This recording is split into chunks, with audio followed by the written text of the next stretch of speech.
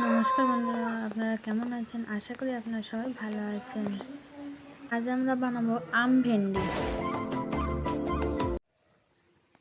ভেন্ডিগুলো লম্বা লম্বা করে কেটে নিয়েছি, আর নিয়েছি কিছুটা আম লম্বা লম্বা করে কেটে নিয়েছি, আর ছোটো ছোটো করে আলুগুলো কেটে নিয়েছি। এবার চলো, তেল গরম হয়ে গিয়েছে, মাছটা এবার ভেজে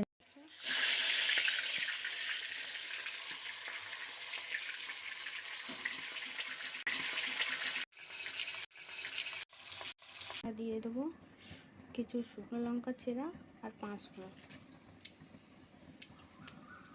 আর কিছু কাঁচা লঙ্কা কাটা।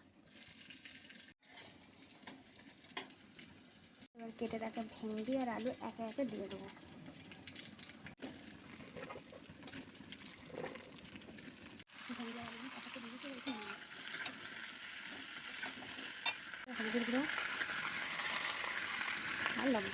নেড়ে চেড়ে কষে নেবো। এরপরে একটু লাল লাল হয়ে গেলে এতে জল দিয়ে দেবো।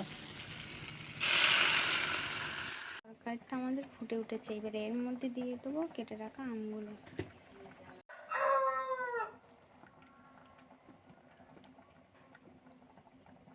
কিছু সময়ের জন্য ঢাকা দিয়ে রাখবো।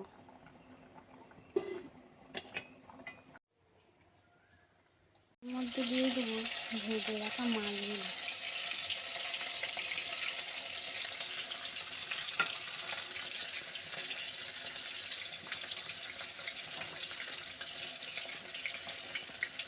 আমাদের আম ভাজিটা হয়ে গিয়েছে, এবার একটু জিরে দিয়ে দেবো, দিয়ে এটা নেড়ে ছেড়ে নামিয়ে নেব।